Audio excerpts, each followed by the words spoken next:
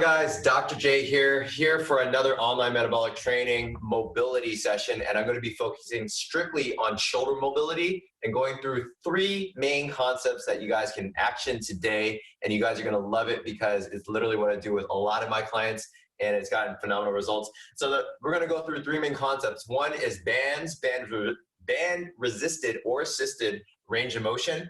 The other thing is closed chain mobility. And we're going to go through lastly thoracic mobility and how that plays into the shoulder. Okay.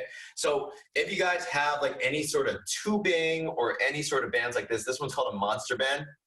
You can use this. And so I'll go through a couple different concepts. That one of them is that you can actually activate your posterior cuff. Posterior cuff is the muscles in the back. That includes like your external rotators, your posterior delt. And when you activate muscles, what it does is it centralizes your socket. It centralizes the ball directly into the socket, and it frees up your range of motion almost immediately, okay? So one of them that I usually do is I push apart against the band, and I drive it up towards the ceiling, okay?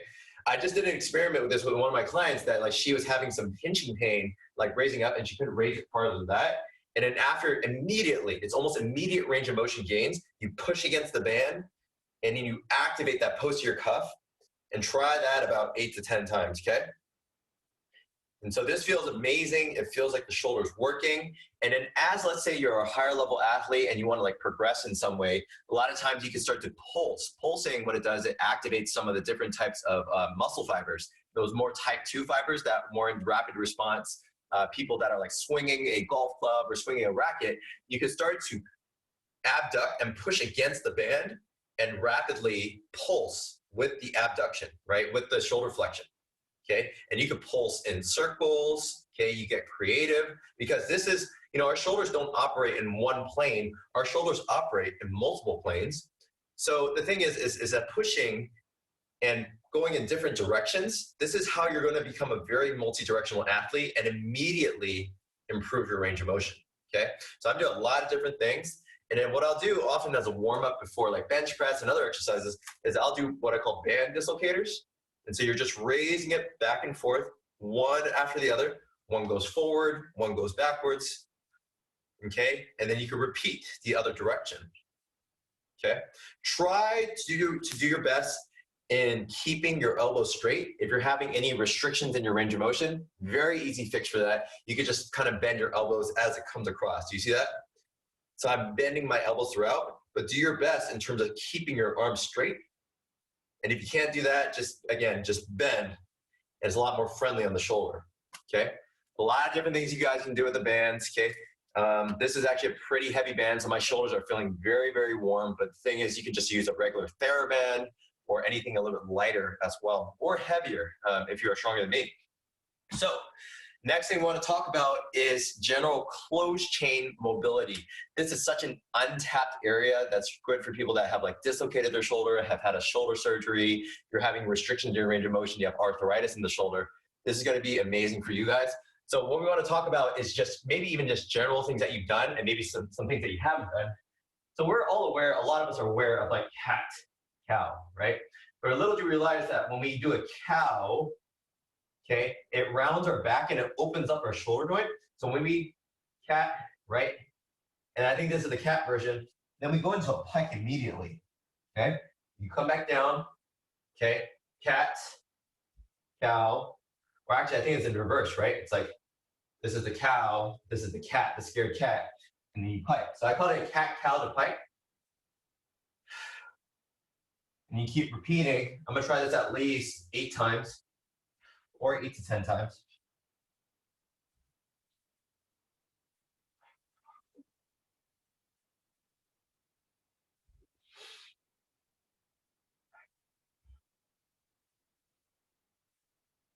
And I'll go one more time.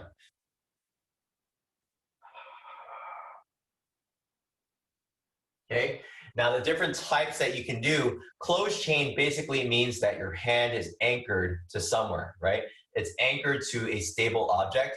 And when you do closed chain, instead of distracting the joint, it approximates the joint and actually gives some shoulder relief. Then you start to notice immediate gains in your range of motion. So I'll show you a couple different ways, and I'll just kind of run through these.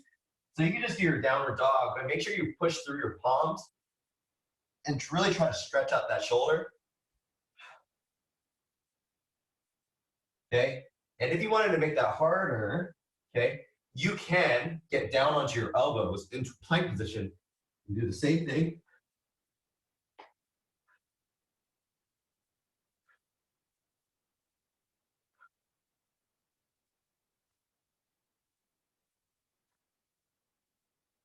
All right, did about 9, did about 8 to 10, okay, and then other ways that you can do to make this harder, if you're a go-getter and you really want to make this harder, is you can go one-handed, one hand up, and then go into one-handed pike.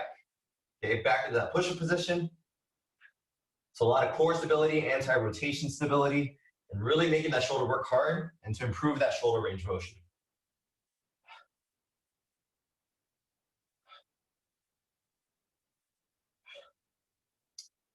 All right, so the other thing is that a lot of you guys maybe are having restrictions in range of motion, either like out to the side, or let's say when you move your arms this way, you kind of feel that little pinching sensation. Well, an easy fix for that is to go into unilateral closed chain work. So how you do that is your typical side planks, and where you can start off, depending on your level of athleticism, is you can lean into your shoulder, and then you drive your elbow away from the rest of your body, right? Okay, these are phenomenal, and you just gauge how much pressure you can put through your shoulder. If this is too easy, then what you'll do is you'll lift up your hips, right? You lift up your hips, and you come down, drive it away, okay? I'm literally trying to like push that elbow away from my body for the right arm.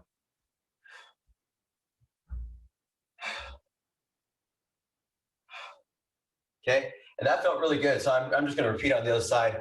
Realistically, guys, you guys should do it on both sides. So again, you warm up, you keep pushing. To make that harder, lift up that hip, okay, push.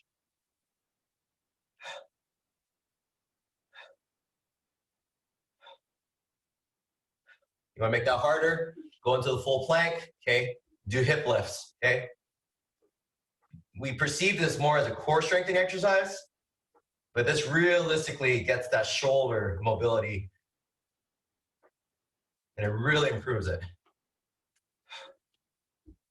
All right, other closed chain exercises, in case you like, let's say you have behind the back, let's say you can't scratch your back, let's say you can't undo your bra, right? Where you can go into a crab press, and you can either go like fingers pointed away from your body or fingers pointed towards your toes. I'm gonna go this way because it's a little bit easier on the shoulder. And you crab press. So basically you push through your palms and you lift up your butt to improve extension range of motion, okay?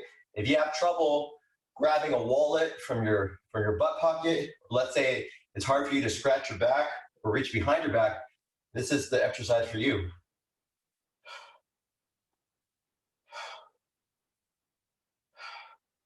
So the higher you lift your butt, the more stretch on your shoulders, right? You guys see that?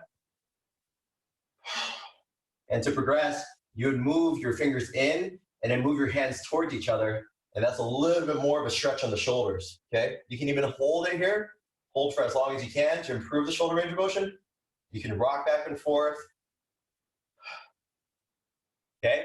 And so that's what we call closed chain. Anything in which your hands or your elbows or your arm is anchored to the floor, that's called closed chain work, okay? Lastly, let's just go over thoracic mobility. Okay, the thing is, if your upper back is stiff, your shoulders don't move as well. So I'm gonna start off with just foam rolling in general. I'm sure you guys have seen me do this one before. So lift up your butt, just slide back and forth, anywhere between 10 to 30 seconds. The next thing you do is you round.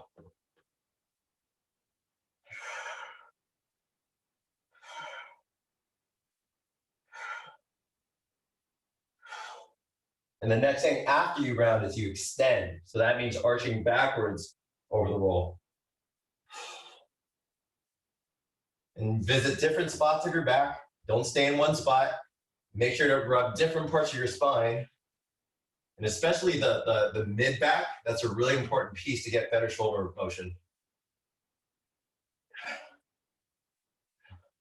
Add in a little bit of shoulder flexion just to stretch out backwards over the roll.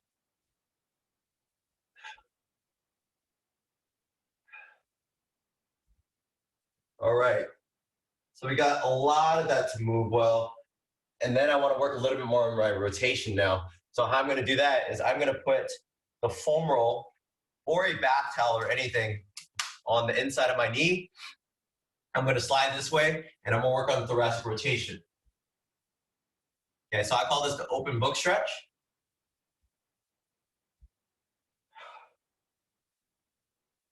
Okay, really good for upper back rotation and stretching out the anterior portion of your shoulder. Okay, and if you want to get a little more crazy with this one, do the windmills and you slide your hand across the floor.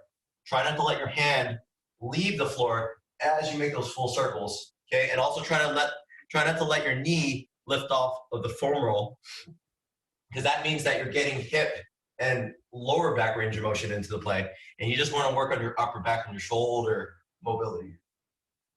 Okay, so then I'll try that on my other side. I might start off with the open book stretch, then progress to the windmill. So open book.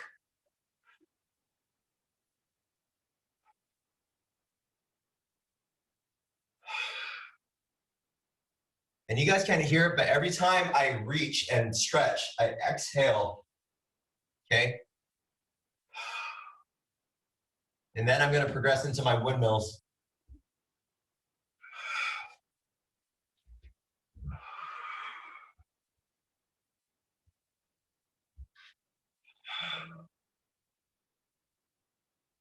Okay, I'm going to do about 2 more of these.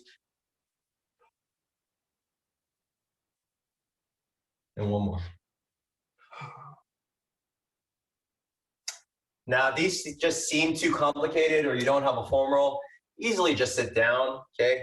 Make sure to put your hands on your head and work on your upper back range of motion. Really try to extend and flex from a cross-legged position, rotate, okay? If you get your upper back to move and you get that spine to free up, it is going to free up your shoulder range of motion as well, okay? So in a nutshell, what we went over today was band-resisted and band-assisted work. Then we went through some closed chain exercises to improve your shoulder range of motion, such as the pike, the side planks. And then lastly, we went through thoracic range of motion, okay? If you don't get this upper back area, which is basically this portion of your back, that sits right in between the shoulder blades, sits right below your neck, okay? So if you're having any neck issues or shoulder issues or upper back issues, these are the exercises for you.